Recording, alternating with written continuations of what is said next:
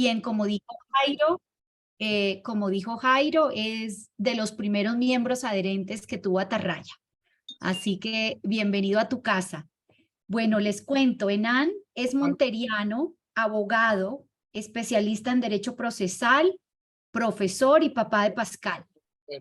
Adicionalmente, tiene un doctorado con honores en filosofía de la Universidad Pontificia Bolivariana, con estancia de investigación postdoctoral en filosofía de derecho y derechos humanos en la Universidad de Sevilla.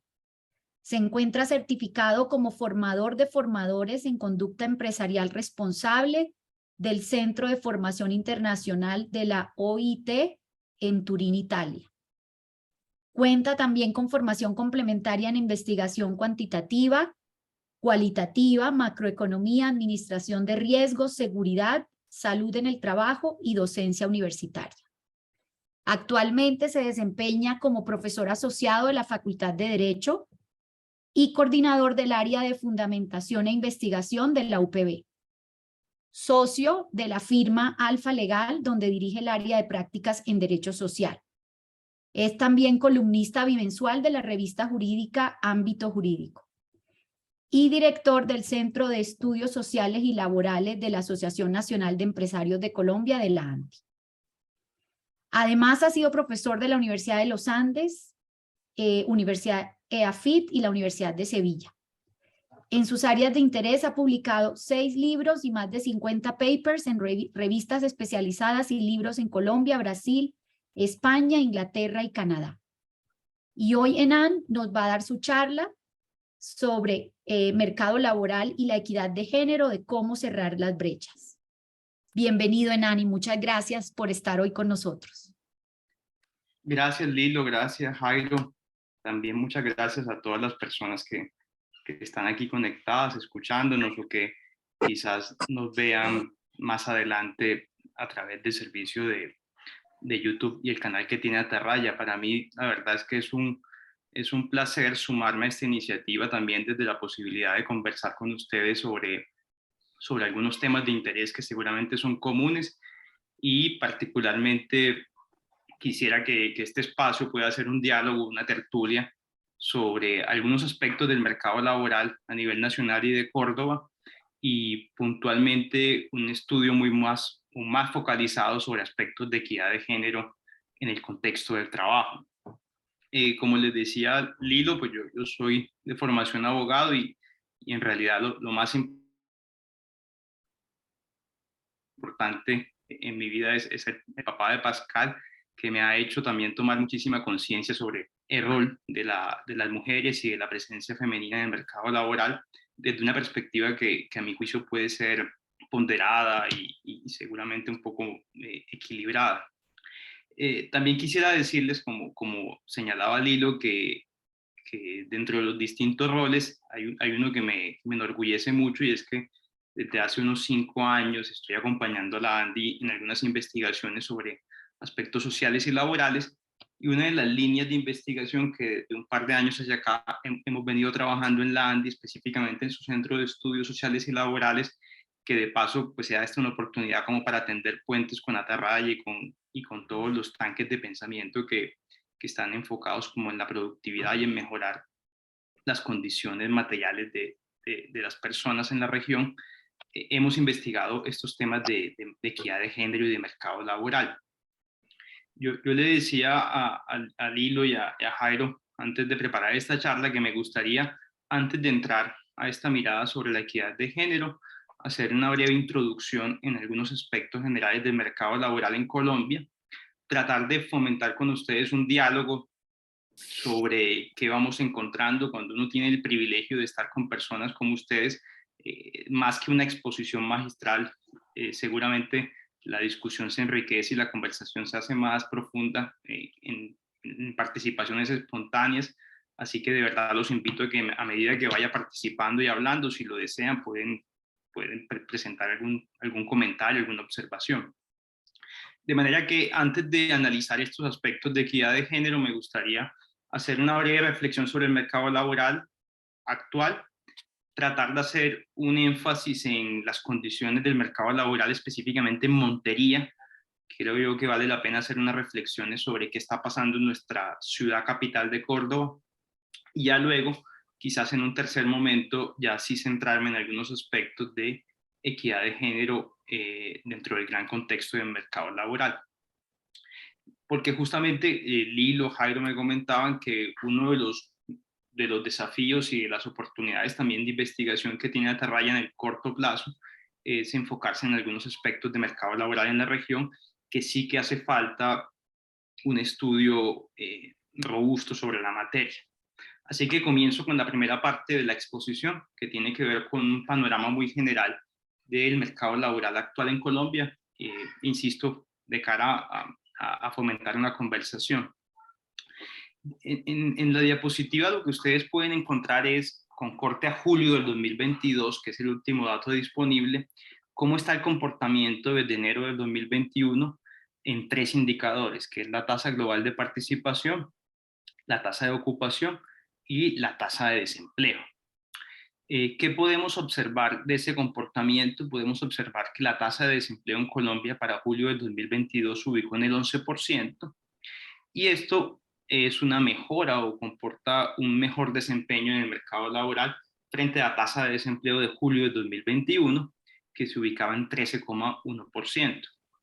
Si uno hace la comparación del año móvil, encuentra que de julio del 2021 a julio del 2022, 340.000 personas salieron del desempleo, o lo que es lo mismo, 340.000 puestos de trabajo fueron ocupados. Esto es bastante interesante porque empieza a marcar una tendencia de cómo la recuperación económica post pandemia viene jalonando también una mejora en la participación de los trabajadores y por supuesto en la tasa de ocupación. En este mismo sentido, la tasa de ocupación en Colombia para julio de 2022 se ubicó en 56,5%, lo cual equivale a 1.6 millones de empleos más que el mismo periodo de julio del 2021. E igualmente encontramos también una mejoría respecto de julio de 2021 en lo que incumbe a la tasa de participación. El mensaje que quisiera transmitir con esta primera gráfica es que, como pueden ver en la serie histórica, hemos venido, sobre todo a partir de este año, mejorando sustancialmente en la tasa de desempleo. Para diciembre del 2021 nosotros cerrábamos la tasa de desempleo en un 15%, y ya para julio de 2022 la estamos ubicando en un 11%. No hemos, como país, no hemos podido regresar a una tasa de desempleo de un dígito. Sin embargo, la tendencia en materia de productividad sugería que eso era una posibilidad que en este momento deberíamos estar experimentando. La tendencia en productividad sugeriría que a hoy la tasa de desempleo debería estar en un dígito, pero no es así. Y ya les voy a tratar de plantear una inquietud de por qué no estamos en ese indicador de un dígito. Y de cualquier manera, también desde enero de 2022 hemos venido observando una mejoría en la tasa de ocupación y en la tasa global de participación, que incluye no solo a los que están en búsqueda de trabajo, sino también a los que están con trabajo. En esta otra gráfica, que es la segunda que quisiera conversar con ustedes, podemos hacer un comparativo específicamente con el momento hito que significó para el mundo marzo del 2020, cuando llega la pandemia de la COVID-19. Cuando uno compara cómo estamos hoy, y cuando digo hoy me refiero a julio de 2022, que son los últimos datos disponibles, respecto de febrero de 2022, seguimos observando un déficit, una brecha que hay que cerrar, y es que en comparación con febrero de 2020, había 122.000 puestos de trabajo más que a como estamos hoy. Y también, para ser un poco moderados en las perspectivas optimistas, hay que también decir que para mayo de 2022, la gran noticia que se reportó era que por primera vez desde la emergencia sanitaria habíamos alcanzado una mayor cantidad de ocupados. Es decir, para mayo de 2022 la mayor parte de indicadores señalaban que nos habíamos recuperado completamente de la pandemia. Sin embargo, junio y julio de 2022 señalaron que en efecto esta era una recuperación parcial, era una recuperación provisional, puesto que nuestro mercado laboral sigue siendo todavía muy vulnerable a fenómenos temporales. ¿Qué quiero tratar de decir con esto? Y esta es la idea básica de la gráfica, es que si bien hemos recuperado mucho de lo que se perdió en términos de empleo, en comparación cuando inició la pandemia, aún hace falta, y sobre todo hay una preocupación entre los economistas que Jorge y en general los que tienen información en economía seguramente podrán analizar mejor, y es que hay una preocupación muy seria dentro de los economistas en términos de que el PIB, el Producto Interno Bruto en Colombia ha venido mejorando, sobre todo en 2022, y pese a ello, pese a que el Producto Interno Bruto, pese a que la productividad del país ha venido mejorando, si bien también han mejorado los indicadores de empleo, no han mejorado a la misma velocidad, no han mejorado al mismo ritmo. Los economistas están un poco sorprendidos porque esperarían que con una variación del PIB del 12,6% para el segundo trimestre del 2022, hubiese una mejor participación laboral, hubiese una menor tasa de desempleo, y no está haciendo o no está ocurriendo eso. Dicho de otra manera, hemos venido observando un incremento en la productividad durante el año 2022 y también un incremento en el empleo, pero no a la misma velocidad, no al mismo ritmo. Y la hipótesis que se plantea desde la teoría microeconómica sobre todo, sugeriría que el aumento de la productividad, que no viene acompasado con el aumento o con la mejora sustancial en los indicadores de empleo, puede tener mucho que ver con el grado de sustitución en los factores de producción. Es decir, parece que la pandemia también nos está dejando una lección como país en términos de productividad en el mercado laboral, y es que parece que algunas empresas o muchas empresas están apostando más a la automatización de procesos, están apostando más a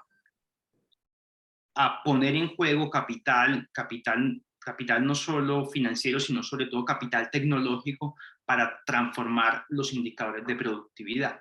Y eso, vamos a ver, es una preocupación real, y es una preocupación que cuando veamos el panorama de Montería es aún más inquietante, porque si estamos post-era COVID, en una época en la que los empleadores están siendo más conscientes sobre el potencial que tiene la tecnología para reemplazar o para de alguna manera sustituir la fuerza de trabajo como factor de producción, vamos a ver en nuestra región, donde la actividad económica principal, que puede ser la ganadería, no es intensiva en mano de empleo, eso plantea una serie de desafíos muy, muy importantes. De manera que, insisto, estamos todavía con un déficit de 122.000 puestos de trabajo frente a febrero del 2020, déficit que se debería haber cerrado si los indicadores de empleo mejorasen a la misma velocidad o el mismo ritmo que la productividad. ¿Qué estamos observando un poco como a nivel nacional? Estamos analizando algunas ciudades que vienen jalonando los buenos comportamientos en materia de mercado laboral, sobre todo Bucaramanga, Cali, Medellín. Son de las 23 ciudades principales y áreas metropolitanas las que mejor desempeño tienen en creación de puestos de trabajo en el año móvil julio 2021, julio del 2022. Cali generó en este año móvil, julio del 2021, julio del 2022, 14,20% más de puestos de trabajo, Bucaramanga 13,23% más, 9,11% más Medellín, y en general en el top 5, como pueden observar, no hay ninguna de las capitales de la costa atlántica o del Caribe, de manera que vamos a encontrar eso como una constante, y es que el mercado laboral en el Caribe no suele tener el mismo desempeño que en las regiones centrales del país.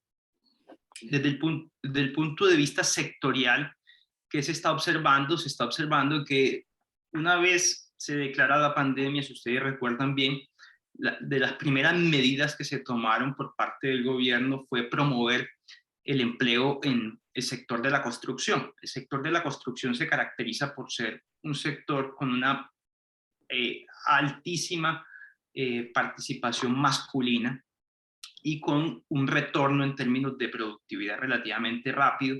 Y eso hizo que en una etapa muy inicial de la pandemia se liberara la construcción como un sector para trabajo, mientras que otros sectores fueron afectados de una manera más prolongada durante la pandemia. Pues bien, esos sectores que fueron afectados por restricciones, por aislamientos durante buena parte de la fase aguda de la pandemia, son los sectores que hoy están siendo o están reportando mejores indicadores en términos de recuperación. Sobre todo, destacan los servicios de atención, por supuesto la industria manufacturera, pero también transporte y almacenamiento y actividades artísticas. Son como los principales sectores que vienen jalonando la creación de puestos de trabajo para julio de 2022 en Colombia. Insisto, esto es un panorama todavía global, nacional del país. Cuando descendemos un poco más en comparativos para el caso de Montería, digamos que el DANE, estos son datos de la gran encuesta integrada de hogares del DANE, y hay que tener en cuenta que de Córdoba, pues Montería es la única ciudad o el único, la única ubicación geográfica que es objeto de medición. Vamos a encontrar que en general el comportamiento de los indicadores del mercado laboral en Montería sigue la misma tendencia nacional, pero se encuentra un poco en una situación peor en respecto a la media nacional. ¿Qué tenemos en Montería para el trimestre mayo, junio, julio del 2022, que es la última barra?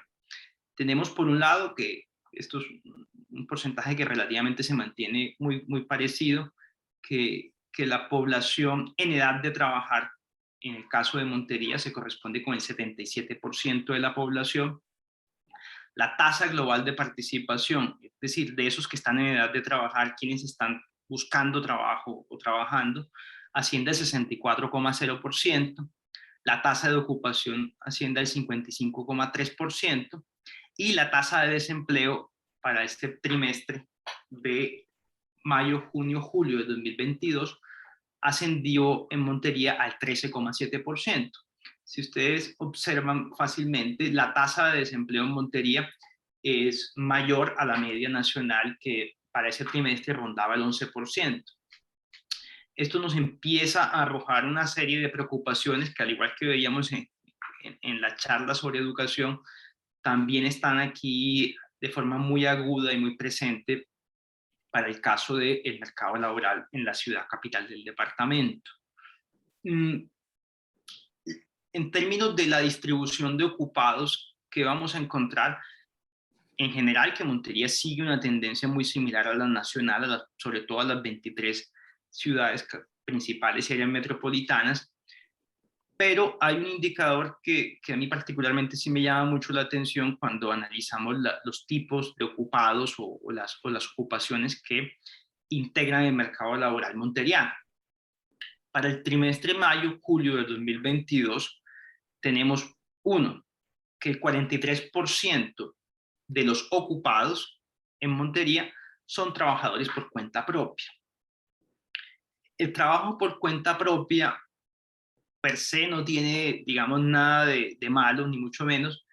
Sin embargo, existen una serie de correlaciones muy fuertes o de vínculos muy estrechos que sugieren que los trabajadores por cuenta propia son más proclives a estar en la informalidad, son más proclives a estar en algún contexto donde no se les garantiza plenamente el derecho al trabajo en condiciones decentes, y también los trabajadores por cuenta propia suelen ser menos productivos.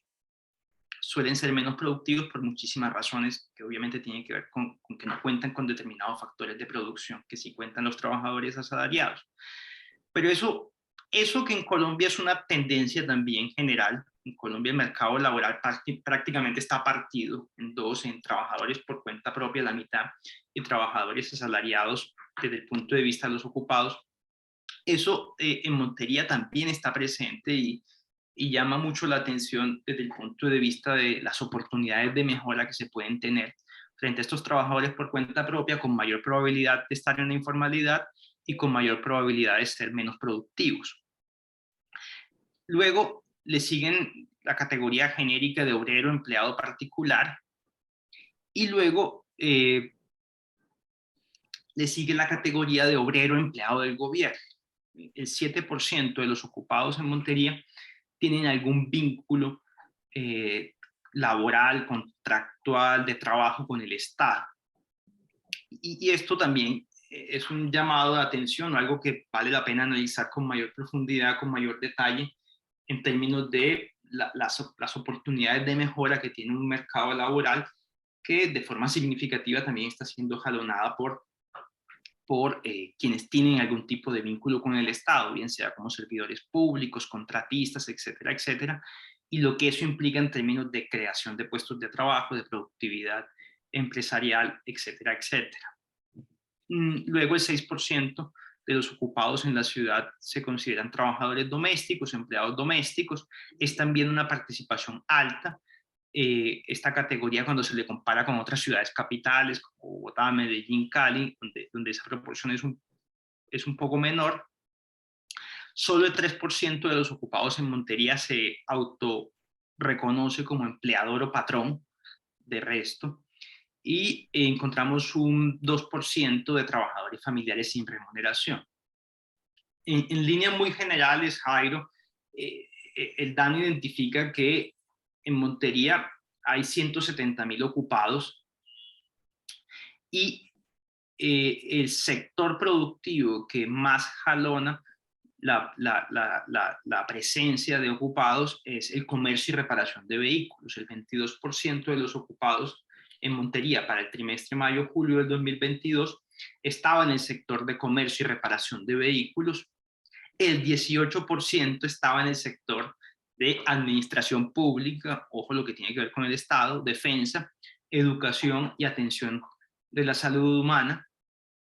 El 12% transporte y almacenamiento, el 11% actividades artísticas, de recreación y otras actividades de servicio. Ojo que este sector es muy importante desde el punto de vista de la equidad de género y desde el punto de vista de la economía del cuidado.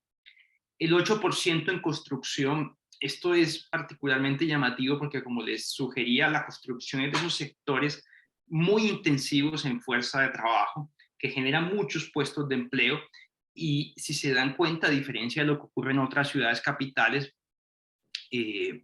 la construcción en Montería es un sector relativamente secundario en lo que tiene que ver con la participación de ocupados.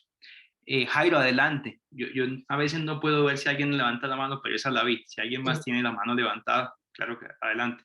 Gracias, Hernán. Es que hay algo que acabas de mencionar que llama la atención y es el segundo renglón, no solo por lo de la administración pública y defensa que ya comentabas, sino por el tema de educación y salud. Y llama la atención porque en Montería o en Córdoba se ha ido desarrollando como un clúster en temas de salud y en temas de educación que se refleja en materia de empleo, quizá en la creciente cifra de ocupación en esos sectores, y eso puede también traer una oportunidad importante para la región. ¿Cómo la ves tú? Yo creo que sí, Jairo. Justamente, digamos, ¿qué hace falta a nivel, creo yo, de Córdoba y de Montería? Un estudio muy, muy profundo, transversal, sobre el mercado laboral, sobre las capacidades de la fuerza de trabajo y también sobre esas oportunidades de mejora que, como bien señalas, por ejemplo, en el tema de salud puede ser relevante, en el tema de educación. Y yo creo que también, digamos, hace falta, Jairo, repensar incluso toda la productividad y toda la creación de puestos de trabajo en general en lo que podríamos llamar las economías del cuidado. Y lo digo porque, digamos, una región como Córdoba, una región en general, el Caribe colombiano tiene una gran oportunidad de mejora en lo que tiene que ver con la economía del cuidado, que también, por supuesto, incluye asuntos turísticos y asuntos orientados a prestar servicios para mejorar la calidad de vida de las personas. Ese puede ser un tema donde uno podría apostarle como desde el punto de vista de política pública. Sin lugar a dudas es un tema que también habrá que estudiar mucho mejor. Y sobre todo llama la atención, Jairo, porque digamos que yo siempre lo veo así, uno cuando tiene que tomar una decisión, tiene posiblemente dos alternativas, y es recomponer el camino que no andó, tratar de devolverse unos pasos que no hizo, por ejemplo, apostarle a la industria manufacturera, que no ha sido el fuerte, o a veces es más difícil reandar los caminos y los pasos que no transitó y más bien escoger una vía no transitada y que te ofrezca en el corto plazo mejores oportunidades. Lo planteo más a título de pregunta y de reflexión para las personas que tienen formación incluso en estos temas. Y yo no sé hasta qué punto la apuesta sea por la industria manufacturera, sabiendo que la industria manufacturera genera muchos empleos. No sé hasta qué punto la apuesta sea por la construcción, sabiendo que la construcción genera muchos empleos. O más bien la apuesta debe ser hacia otros sectores en los que quizás, hablando en términos coloquiales, hay mangos bajitos más fáciles. No sé, turismo, economías del cuidado, y que son particularmente sectores donde el potencial y la fuerza laboral femenina es extraordinariamente alta e importante. No sé qué piensa. ¿Alguna opinión de los participantes?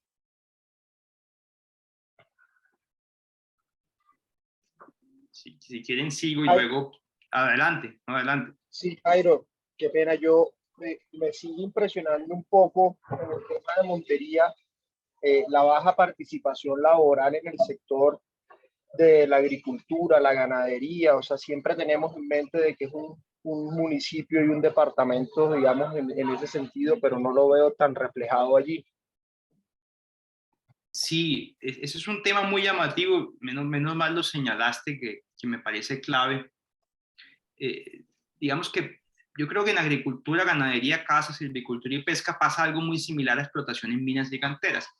Y es que son sectores económicos donde la productividad viene más jalonada por tecnologías, por capital, y no tanto por la fuerza de trabajo.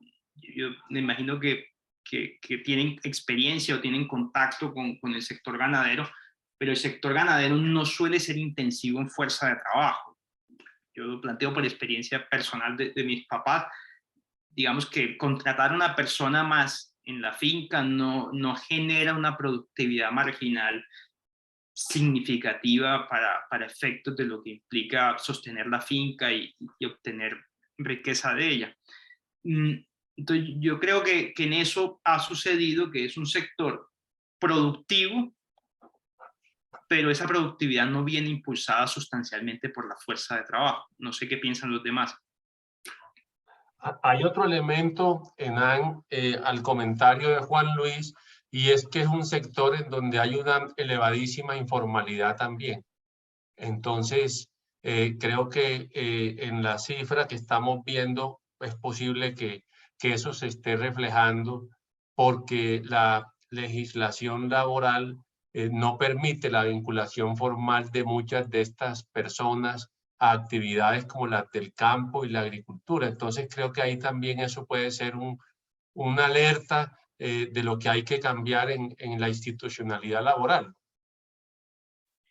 De acuerdo. Y una alerta en lo que hay que cambiar en las políticas públicas que siempre se han debatido en este país. Un debate, digamos, eterno en este país y muy antiguo es en torno a si son necesarias políticas laborales diferenciales para ciertos sectores como el campo.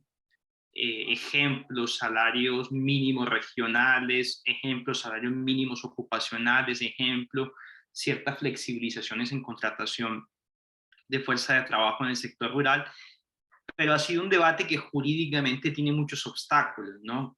Entonces es un asunto complejo, pero sí es un tema para llamar la atención desde el punto de vista de las decisiones que se deben tomar. ¿Alguien quería mencionar algo adicional? No. Voy a seguir, si les parece. Pero sí, la reflexión general es que nuestro sector, digamos, característico como departamento, no es un sector que sea intensivo en mano de obra. Eso no es una sorpresa desde el punto de vista de lo que esperarían los economistas, pero sí es un llamado de atención sobre un desafío muy importante que hay en términos de mejorar nuestro mercado laboral.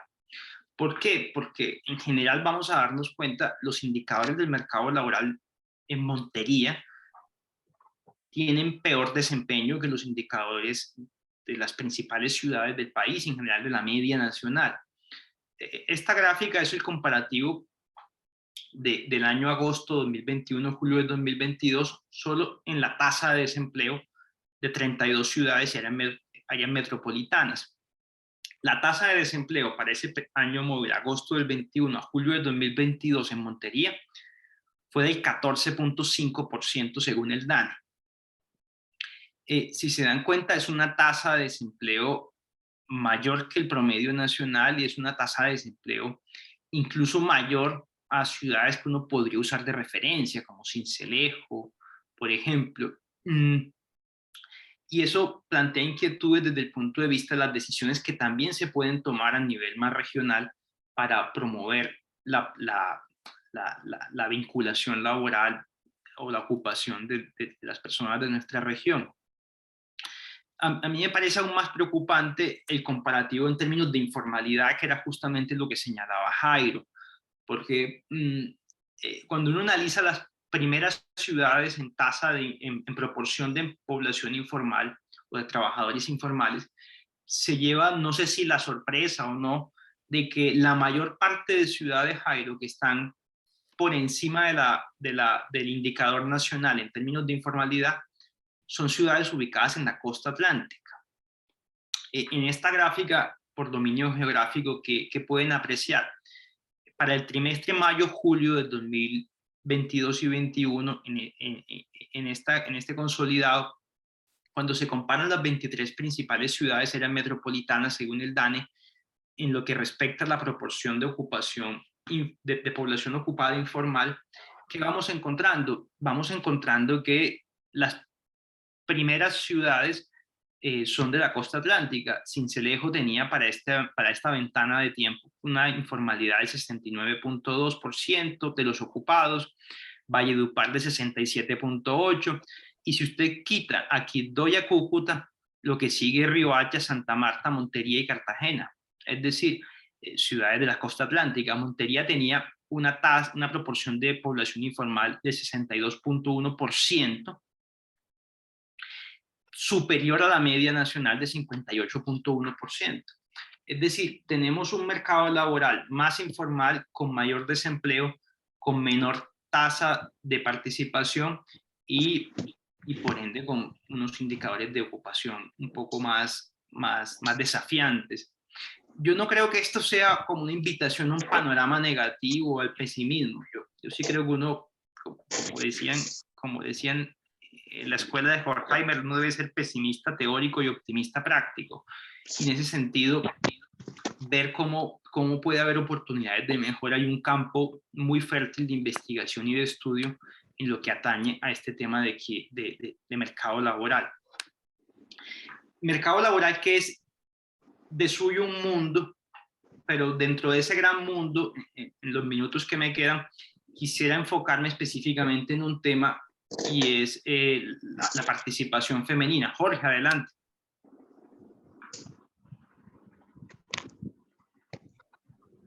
Jorge, estás en mute.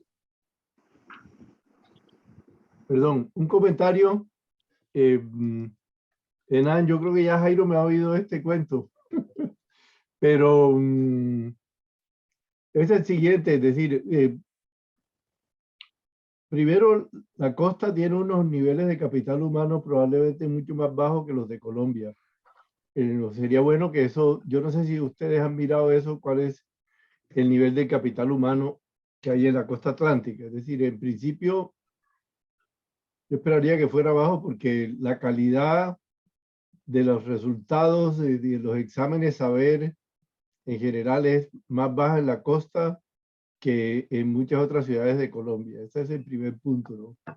Entonces, una gente con poco capital humano, es decir, unos recursos humanos poco calificados pueden producir muy poco, ¿no? Ese es un punto. El otro punto es que no hay un capital físico tampoco muy alto en la costa, probablemente comparado con el resto de Colombia. Entonces tienes dos combinaciones, una, poco capital humano y luego poco capital físico que hace a la gente relativamente poco productiva por ese lado.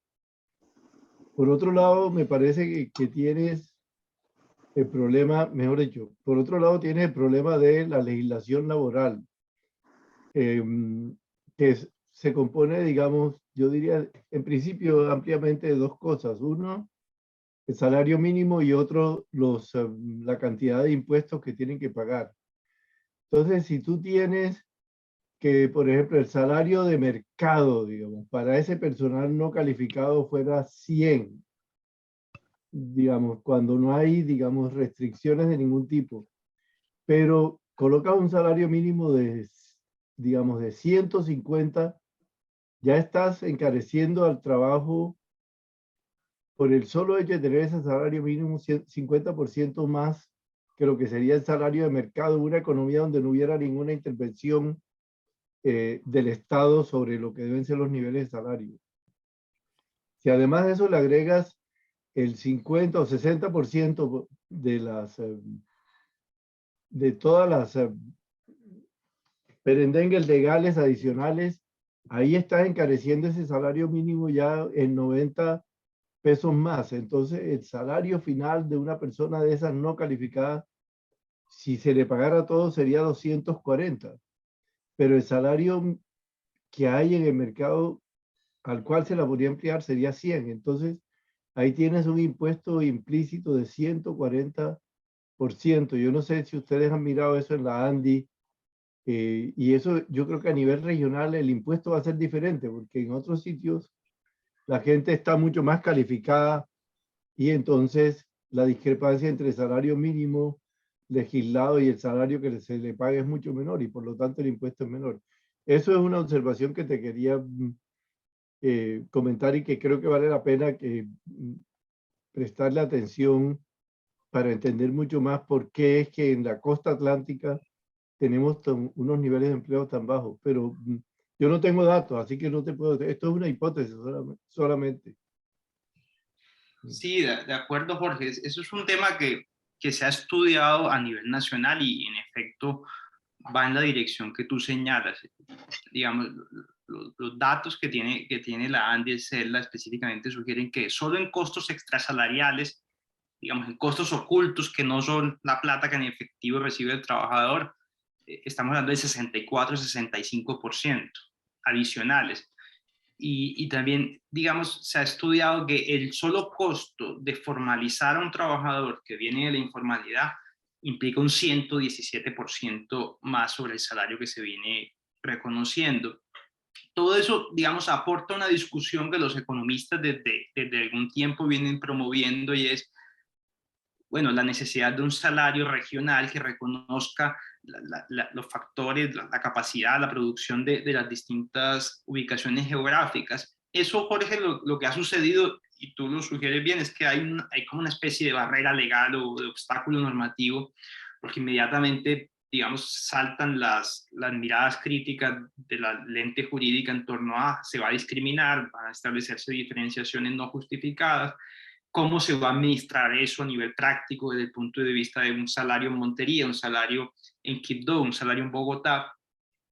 Y en el fondo eso también lo diagnosticó muy bien la misión de empleo que encabeza un profesor mexicano. A mí me parece que decía una frase muy contundente, y es que la legislación colombiana no es fácil de entender, no es fácil de cumplir y no es fácil de fiscalizar. Y unas leyes laborales que no se entienden, no se cumplen y no se pueden fiscalizar, pues te suman ese cóctel desastroso en el que estamos. Pero ahí, Jorge, yo también devolvería la pregunta, sabiendo que eso es así, sabiendo que hay unos déficits en términos de capital físico, de capital humano, sabiendo que transitar ese camino, por ejemplo, en la industria manufacturera, que te exige todo eso, es tan difícil por esas circunstancias. Yo no sé si la apuesta debería ser más hacia generar empleos en otros sectores que un poco aprovechen la posición geográfica que tenemos, también lo sugerías en la columna en términos generales, y que hagan uso como de esas ventajas comparativas que tenemos como región. Esa es un poco la reflexión en términos de dónde quizás ver también las oportunidades de mejora en términos de mercado laboral. No sé qué piensan los demás.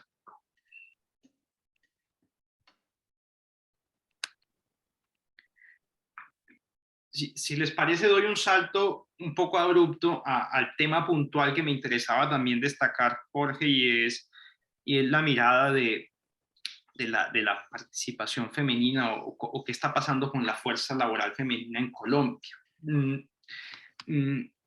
Para dejarlo como planteado, voy a saltarme estos aspectos conceptuales que a mi modo de ver son importantes, pero que por razones de tiempo quisiera privilegiar más bien la conversación con ustedes y más bien tratar de irme específicamente a datos. Digamos, la OIT, la Organización Internacional del Trabajo, viene estudiando desde hace algún tiempo estos temas de equidad de género y viene tratando de promover la necesidad de que los empleadores se apropien de la equidad de género, no como un asunto, digamos, de responsabilidad social únicamente, no como un asunto de mera liberalidad, sino también como un asunto que termina siendo rentable para los empleadores. Hay estudios que sugieren que las empresas, los empleadores que apuestan a la equidad de género tienen mayor probabilidad de mejorar la reputación en un 58%, de incrementar la capacidad de calibrar mejor los intereses y la demanda, de obtener mayor productividad y rentabilidad en un 63%, en un 60% tienen mejores indicadores en términos de atracción y retención del talento humano y en general de propiciar una cultura organizacional mucho más enriquecedora. Pero este tema de la equidad de género en el mundo del trabajo no se puede analizar de forma aislada, sino que tiene que contextualizarse con otros elementos que son importantes a nivel del comportamiento de la sociedad. Primer tema importantísimo para analizar esto en contexto, las transformaciones familiares. Hay un estudio que lideró el Banco de la República sobre estos temas, sobre equidad de género, de Ana María Trivín e Iregui, donde, por ejemplo, analizan el histórico de la tasa de fecundidad en Colombia, hijos por mujer en Colombia, para tratar de hacer un poco ameno. Quizás muchos de ustedes nacieron en el 70, en el 60, donde la tasa de fecundidad en Colombia era de 6,81 hijos por mujer. Para 2020 la tasa de fecundidad era de 1,78 hijos por mujer en Colombia, sobre todo a partir de la década del 60, con la introducción masiva de anticonceptivos en general, en Colombia como en buena parte del mundo occidental, pues la tasa de fecundidad vino decreciendo. Eso también plantea unos retos importantes en términos demográficos, en términos del bono pensional, en términos de la educación, y encontramos que en Colombia, pues, a 2020 nacían 1,78 hijos por mujer. Eso también ha implicado unas transformaciones muy importantes desde el punto de vista de los matrimonios civiles. Por cada 100.000 habitantes, en el comparativo 1928-2019, encontramos un comportamiento muy llamativo. Mientras que en 1950 había 587 matrimonios civiles por cada 100.000 habitantes, en 2019 había 114 matrimonios civiles. En palabras más sencillas, las familias han cambiado, la gente se casa menos y las mujeres tienen menos hijos. Eso abre unas oportunidades desde el punto de vista también de la participación en el mercado laboral.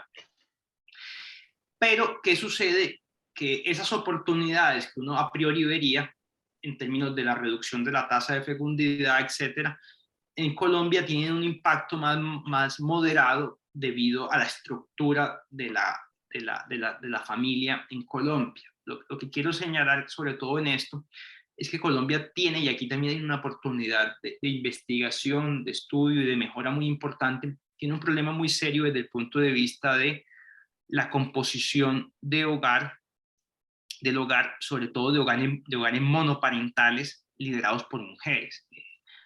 Colombia ha venido creciendo incluso en la jefatura de hogar femenina en hogares monoparentales, es decir, madres cabezas de hogar que por ello mismo tienen, digamos, dificultades en términos de poderse insertar en condiciones de equidad en el mercado. Y así como entonces ha venido decreciendo la participación de los hogares biparentales, ha venido aumentando ligeramente los hogares monoparentales y los hogares no familiares o familiares sin núcleo. Y dentro de los hogares monoparentales lo que encontramos es que en su mayoría, el 85% de los hogares monoparentales para 2014 eran liderados por mujeres, eran madres cabezas de hogar.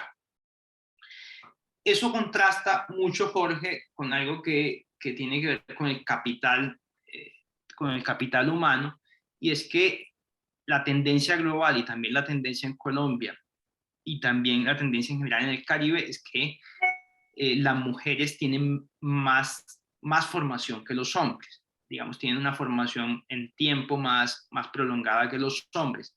En el mundo, el 53,3% de las mujeres, de los graduados para 2018 eran mujeres. En las Américas era del 58,5%. En Colombia específicamente, las mujeres estudian 5.2 meses más que los hombres. Es decir, las mujeres se preocupan más por la calificación en términos de escolaridad, incluyendo las distintas etapas de la educación.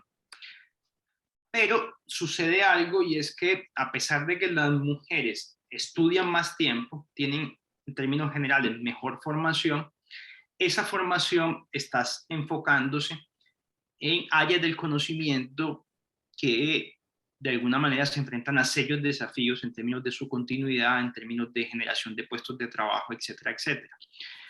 En líneas generales, en Colombia uno que encuentra que las mujeres estudian más a nivel de pregrado, de maestrías, de especializaciones, pero hay más hombres estudiando doctorados que mujeres, y hay más hombres estudiando técnicas tecnológicas o carreras, digamos, más instrumentales o formaciones más instrumentales. Y eso es particularmente sensible cuando uno divide la formación por áreas de conocimiento. Las carreras STEM, que según el Foro Económico Mundial, según el Banco Mundial, etcétera, digamos, tienen mayor probabilidad de ser demandadas en el futuro del mercado laboral, tienen una altísima participación masculina y una baja participación femenina. De cada 100 graduados en carreras STEM, es decir, en ciencia, tecnología, matemáticas, ingeniería, 35 son mujeres y 65 son hombres. ¿Por qué? Porque la formación de las mujeres, como pueden ver en la gráfica, no se enfoca en estas áreas STEM, sino en áreas relacionadas con servicios, con salud y bienestar, con educación, con artes y humanidades, con ciencias sociales. En una simplificación, las mujeres suelen estudiar núcleos temáticos más enfocados en economías del cuidado, en servicios, en la protección del ser humano. Y paradójicamente esas no son las profesiones mejor remuneradas, y paradójicamente no son las ocupaciones tampoco que van a ser demandadas con mayor frecuencia en el mediano plazo.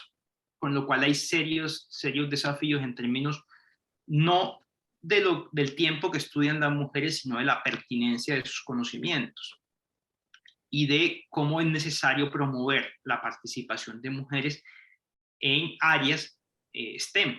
Por ejemplo, encontrar una ingeniera como Lilo, mujer, puede ser algo poco frecuente, incluso hoy en día. Y eso es un llamado de atención en términos de la pertinencia de la educación.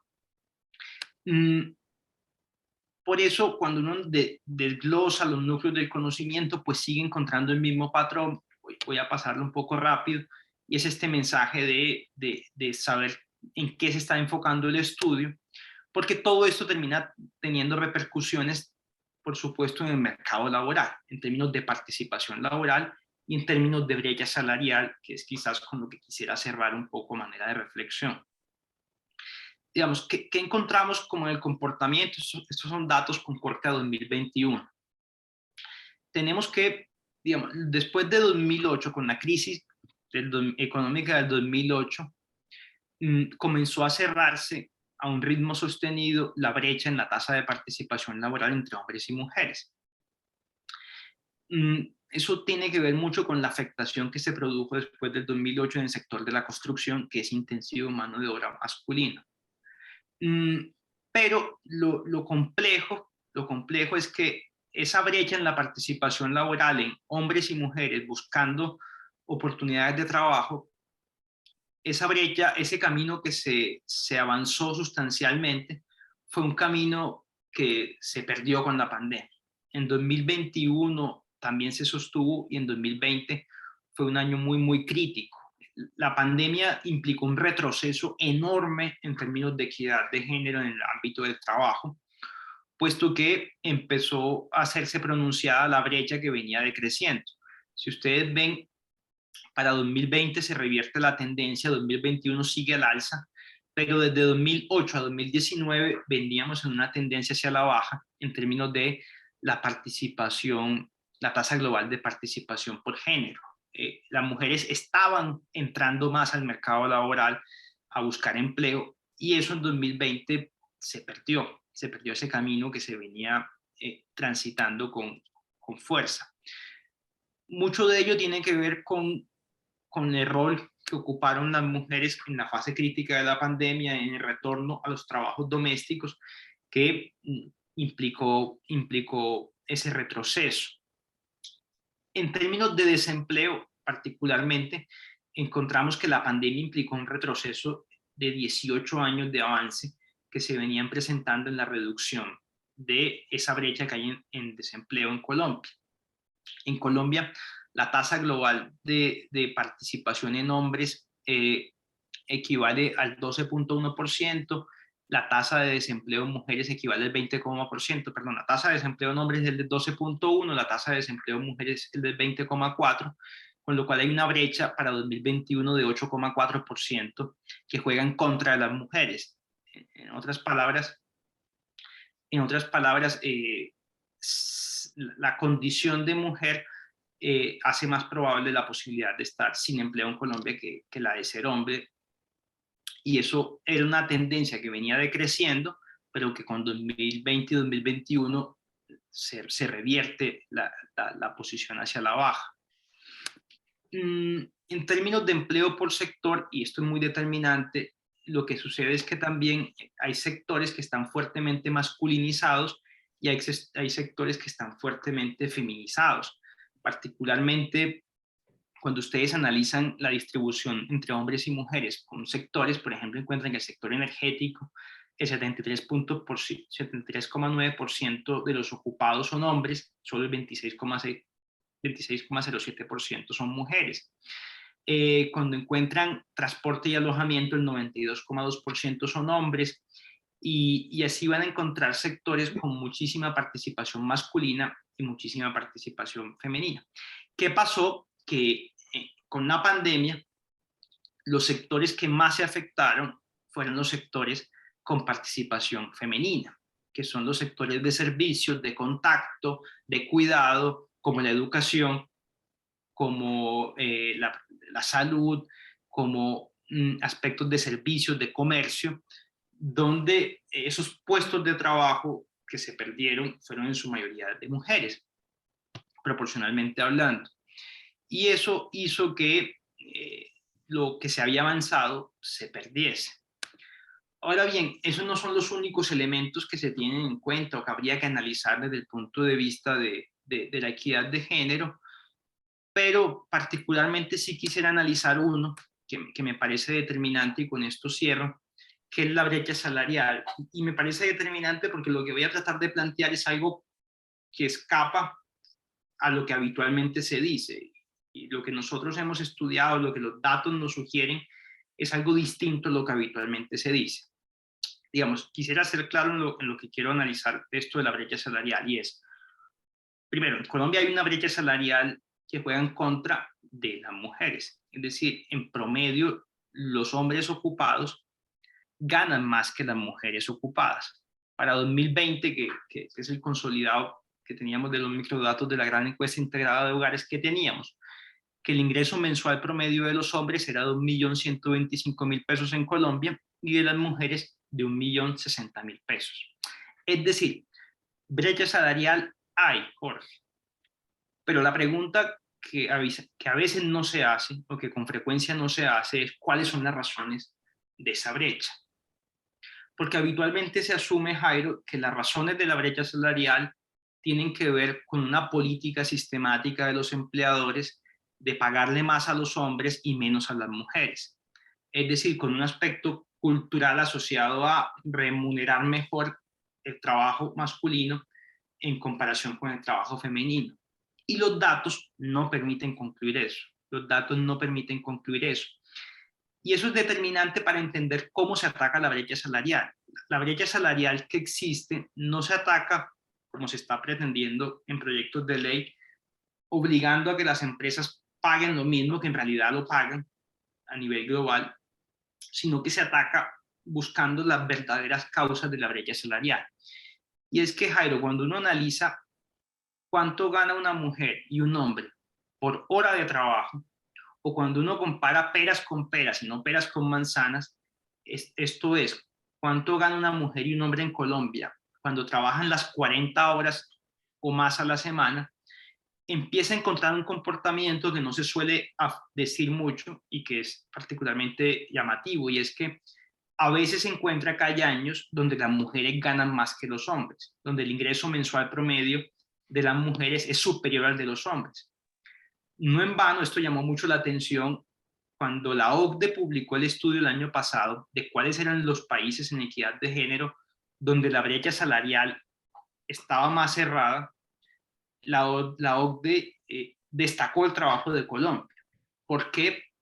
Porque cuando uno analiza específicamente el ingreso mensual promedio de quienes trabajan a tiempo completo y el ingreso promedio por hora de trabajo, va a encontrar, Lilo, que a veces, que hay años como 2020, como 2019, donde ligeramente la brecha juega a favor de las mujeres, donde por hora de trabajo las mujeres ganan más. Eso naturalmente es consecuente con la idea de que las mujeres tienen mejor calificación que los hombres en términos de su formación.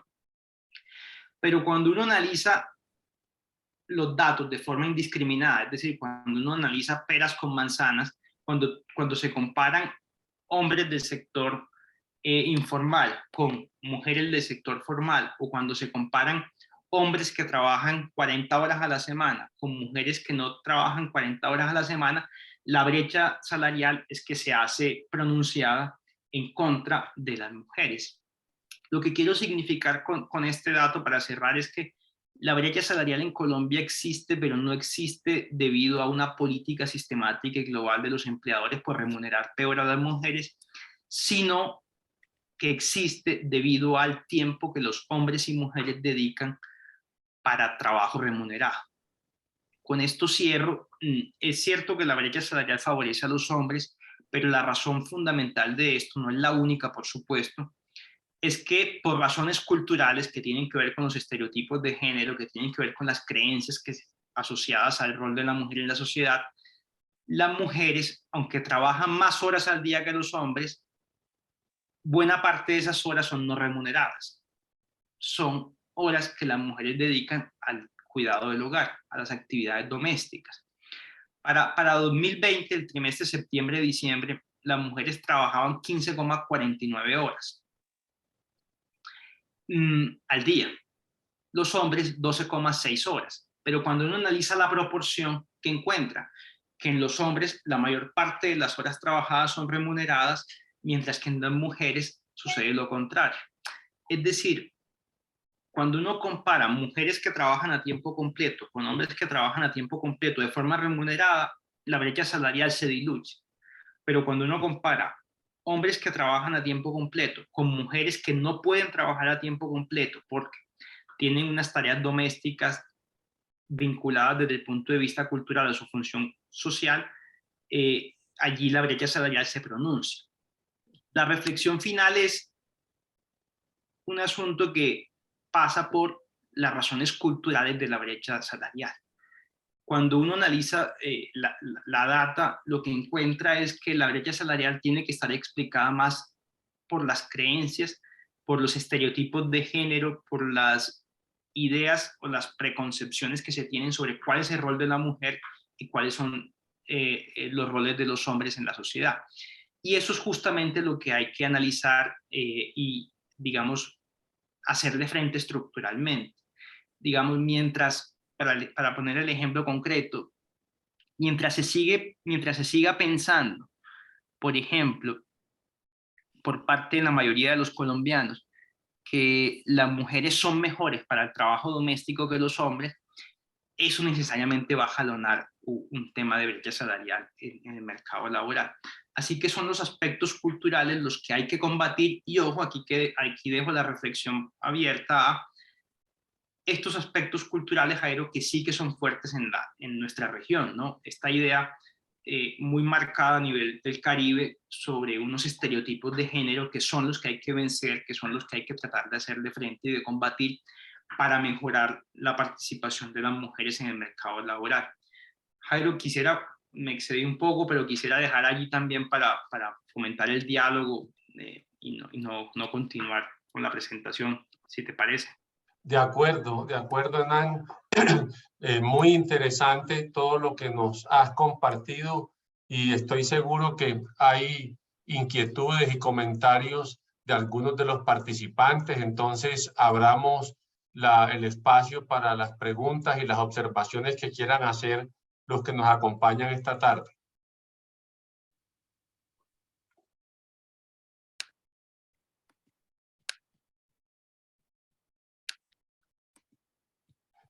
Francisco, adelante. Buenas tardes, buenas noches a todos, ¿cómo están? Dos puntos que quisiera hacer énfasis de acuerdo a la excelente conferencia que Enan acaba de pronunciar, y es en pandemia, cuando tuvimos la crisis mayor en pandemia, cuando estaban los hospitales requiriendo personal de salud en el departamento de Córdoba, tuvimos un censo cercano a los 15.000 colaboradores directos en los servicios de salud en Montería exclusivamente, aproximadamente. Es decir, 15.000 personas con trabajos directos, ¿cierto? Teniendo claro que muchos en el sector salud se usa mucho, adicional al trabajo, a la formalización desempleado, mucho el tema de contratación por prestación de servicios. Es decir, es mucho más grande esa base de empleados que trabajamos en el sector, otros con contrato de prestación de servicios de acuerdo pues, a muchas conductas que se han venido haciendo a lo largo del tiempo en este sector.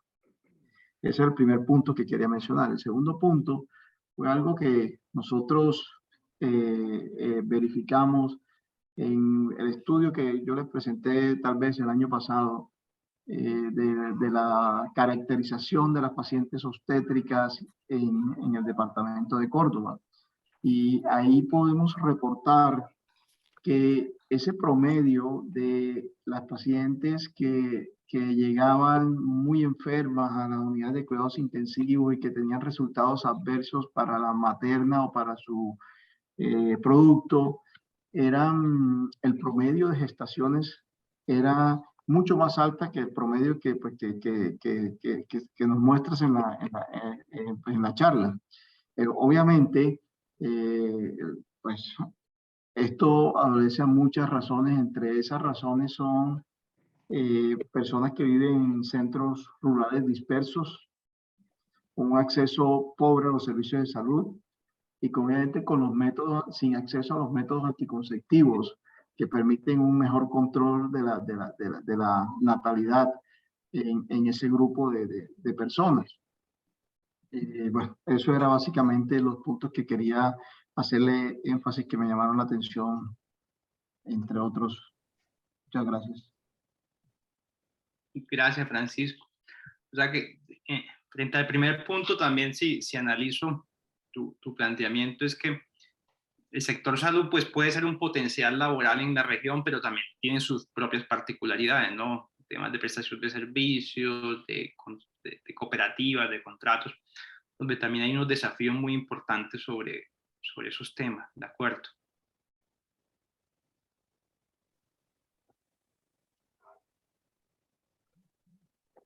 ¿Alguna otra pregunta? Tal vez sea uno de los sectores que más empleo genera actualmente en el departamento.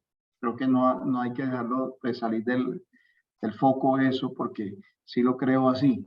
Sí, son muchas las personas que realmente tienen un empleo formal en eso. Sí, también cabe lo que usted acaba de mencionar, el tema de cooperativa, el tema de un tema de contratación. Sí, no me refería directamente a eso, pero sí, eso ocurre claramente en el sector, obviamente en algunas,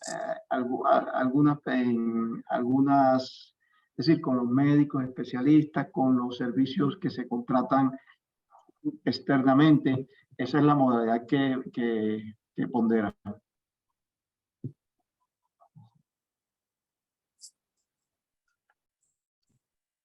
Hernán, muchas gracias por la presentación, muy interesante.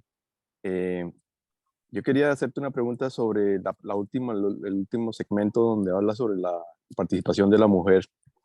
Y básicamente, tú mencionabas ahí en tu presentación que en la industria energética se ve mucho el factor de la baja participación de la mujer. Yo pertenezco a esta industria y trabajo yo soy ingeniero de petróleos. Y como tal veo que en la industria mía y específicamente en la parte de ingeniería de petróleos, la participación de la mujer es mínima. Y no es solamente en Colombia, yo trabajo en Houston y es exactamente lo mismo. Por eso quería preguntarte si se ha hecho comparación entre esas cifras que nos mostrabas hoy sobre la participación de la mujer en Colombia con otros países y en qué posición más o menos estamos en Colombia en ese aspecto. Gracias. Sí, en realidad la tendencia es muy similar, ¿no? donde hay unas fuerzas laborales muy masculinizadas y otras muy feminizadas, y específicamente el sector energético es uno de ellos. Lo que sucede a renglón seguido es que luego del diagnóstico, donde uno tiene más o menos claridad de qué sectores son intensivos en una fuerza laboral y en cuáles no, la pregunta es qué hacer. Y aquí habitualmente hay dos posiciones. Y es primera posición que uno encuentra en la industria energética y es establezcamos medidas de discriminación positiva, es decir, busquemos incentivos para contratar más mujeres y aumentar la participación laboral en el sector. Entonces, cierto tipo de convocatorias, se privilegia el acceso a mujeres, etcétera, etcétera. Esa es una posición. En otras palabras, establecer como una especie de cuotas. La otra posición, que es la de digamos, una lectura más moderada, y es ver las capacidades, las preferencias de las personas y no establecer a priori ningún tipo de privilegio solo en razón del género, sino en función de las capacidades. Naturalmente reconociendo las capacidades diversas de las personas. En eso hay como una posición entre un feminismo que algunos llaman corporativista, un feminismo que algunos llaman victimista, y un feminismo factual, un feminismo que de verdad, digamos, promueve una equidad muy horizontal en términos de oportunidades objetivas, de acuerdo con capacidades objetivas. Son como las dos grandes posiciones que uno encuentra luego de hacerse esa pregunta de cómo mejorar participaciones de mujeres o de hombres en determinados sectores. Gracias. Gracias, Hernán. Otro aspecto que llama la atención, Hernán, en la presentación y seguramente no hay datos suficientes para el caso de Córdoba, es la diferencia urbano-rural, porque con toda, digamos, seguridad uno podría plantear una hipótesis en donde estos mismos números se vuelven más críticos en el caso de la mujer rural en el departamento de Córdoba, por fenómenos pues, que todos conocemos. Entonces, quizá eso eleva la magnitud del problema laboral femenino en el departamento. Pero a renglón seguido también llama la atención otra cosa, y es esto, digamos, está bastante estudiado, tú lo has explicado muy bien, pero no hemos sido capaces de que las políticas públicas, como tú decías, vayan en la dirección correcta. De hecho, los anuncios que ha hecho este gobierno parecen ir en la dirección contraria, haciendo más gravosa la formalización para las empresas, entonces fomentando la evasión a todo lo que es la incorporación de esa fuerza laboral a un mercado formal. Entonces, ¿a dónde vamos a llegar si no logramos sintonizar la política pública con esta realidad que estamos viendo? ¿Tú qué opinas?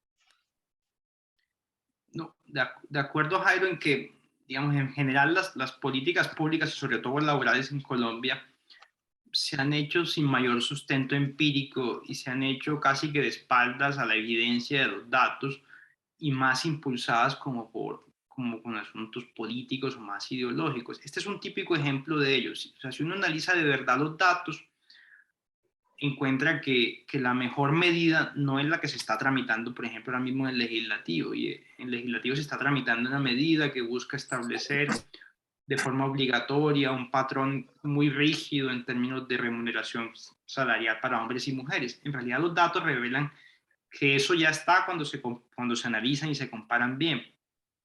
El problema está en los estereotipos de género que obedecen más a razones culturales que a una política de una empresa de remunerar más a hombres que mujeres. Digamos, no hay evidencia que sustente eso, y pese a que no hay evidencia que sustente que las empresas le pagan mejor a los hombres que a las mujeres, las políticas en esta materia se enfocan en eso. Eso es un típico ejemplo de cómo van por la ruta o por el camino que quizás no sea el más pertinente. Si el asunto, Jairo, pasa más por aspectos culturales, por ejemplo, una medida muy importante para promover esto es jornada única escolar. Esto le permitiría a muchas mujeres cabeza de familia tener una mayor posibilidad de participar en el mercado laboral que quedarse únicamente en tareas domésticas del cuidado de sus hijos si estos tienen una jornada única a nivel escolar. Porque también, digamos, Jairo, en esto hay que llegar como a un punto medio donde uno analice donde no hay discriminación, digamos que es inaceptable, pero también donde se reconocen las preferencias de las personas. Y eso es un punto que sobre todo se ha estudiado mucho a nivel internacional y es que no necesariamente mejorar las condiciones de productividad, mejorar las condiciones económicas, o dicho de otra manera, no necesariamente los países con mejor nivel de desarrollo tienen indicadores sustancialmente distintos. En muchos casos son indicadores parecidos por otras razones.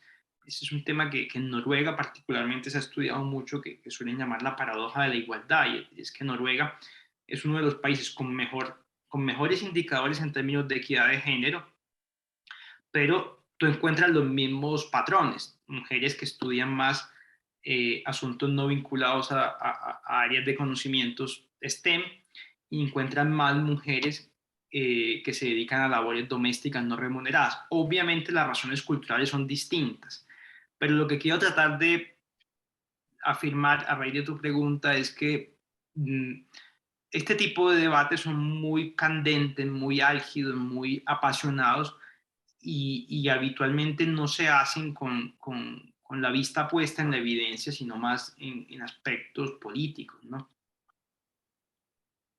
Así es. Tenemos la mano levantada de Diana Espinosa. Adelante, Diana. Gracias, Jairo. Y bueno, primero, gratamente sorprendida por los resultados de la presentación, que es muy interesante y como que confirma muchas de las cosas que estamos viendo. pero el nivel de educación de las mujeres, eso me sorprende y me parece supremamente interesante. El tema que mencionaste en relación con la dedicación de las mujeres en el sector de ingeniería y de petróleo, minería y esto, nosotros hemos hecho unos estudios bien interesantes y realmente todo lo que tiene que ver con ingeniería mecánica, eléctrica y electrónica son las carreras que menos estudian las mujeres dentro de todas las ingenierías. Entonces yo diría que se coincide básicamente con esto. Y en el tema de la pandemia quería como aportar realmente desde el punto de vista gremial en pandemia, se hicieron unos trabajos desde la Cámara Colombiana de la Infraestructura y desde la Sociedad Colombiana de Ingenieros. Una vez se inició el cierre, se trabajó duramente en un proceso de participación y de poder reactivar y que el gremio o digamos nuestra profesión no se viera tan afectada precisamente por la necesidad de lo que es la construcción de obras civiles, las concesiones viales, por ejemplo. Hubo una época en que se levantaron las balanzas de los peajes y se permitió eso, pero la gente siguió trabajando. Lo mismo en el área de agua y saneamiento básico. Todas las plantas de agua potable tenían que seguir produciendo y se tenían que seguir tratando. Entonces se hizo unos protocolos interesantes que se sacaron en un mes y realmente ese fue el primer sector que entró y que la suspensión fue muy, muy corta, ¿sí? Y lo último, en relación con la brecha, también me gusta mucho ese resultado porque sí se utiliza mucho el tema del feminismo y yo diría que el tema de género y el tema ambiental lamentablemente son unas banderas que han sido politizadas, ¿sí? Y yo creo que tenemos que llegar a lo siguiente, mira, tenemos aquí unos proyectos de ley como vincular personas en condición de discapacidad para tener más puntaje en una licitación o en un concurso. Entonces se ha vuelto, lamentablemente, fíjate tú, la buena intención que tuvo el gobierno en su momento de que se tuvieran en cuenta las personas en condición de discapacidad, se han creado unos grupos que se dedicaron a recoger gente y luego negocian eso con contratistas para obtener los mayores puntajes y ha sido un caos. Lo mismo está pasando con el tema de la mujer. Entonces, pues nosotros siempre lo hemos dicho, si una persona se gana una licitación, porque a ver, una licitación en un tema nuestro tiene que tener unas capacidades, una persona en discapacidad, con condición de discapacidad no puede estar sino un tema más bien administrativo. Entonces, estamos como enfocando mal el tema y dando mayor puntaje, por ejemplo, en estos concursos y en estas licitaciones, que si tenemos la gente en condición de discapacidad y presencia femenina en algunas cosas, que considero que hacia eso es, Jairo, donde deberíamos hacer recomendaciones, porque no podemos tener...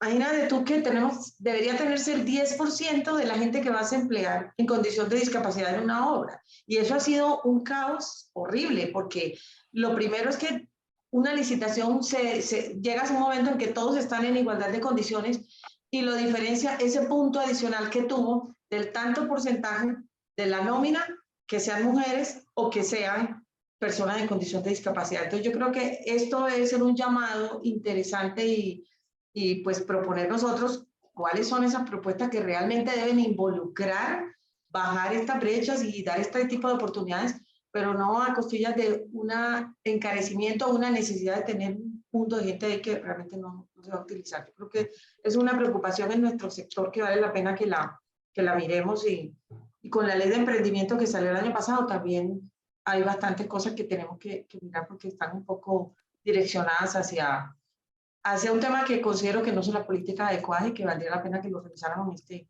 este centro de pensamiento. Gracias. Gracias, Diana. ¿Algunos comentarios finales, Hernán, que quieras hacer antes de que concluyamos la tertulia? No, simplemente de nuevo agradecer por la atención, por la participación, por estar tan interesadas en esta mirada que sin lugar a dudas, creo yo, Jairo, es más una invitación a que sigamos una línea de investigación en temas laborales y de equidad de género en la región y veamos oportunidades de mejora. Yo particularmente soy un convencido de la importancia de las economías del cuidado y y del rol que puede desempeñar Córdoba en todas estas economías. Así que, de nuevo, muchas gracias por la invitación y por la atención prestada.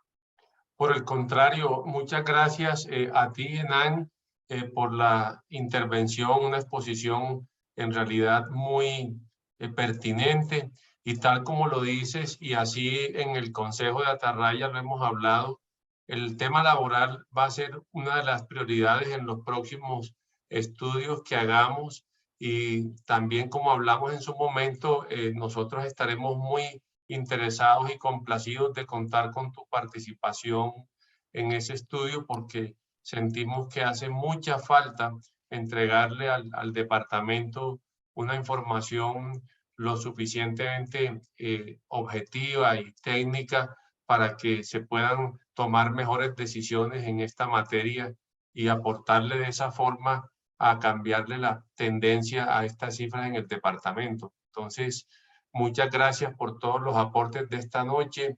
Gracias a todos por la participación. Un gusto encontrarnos cada mes a esta hora con temas de interés general. Y para todos una feliz noche y un resto de semana también muy exitoso. Hasta pronto, muchas gracias. Feliz noche para todos. Gracias. Gracias. Hasta luego. Gracias a todos. Hasta Adiós. mañana. Muchas Gracias. gracias. Hasta luego. Adiós.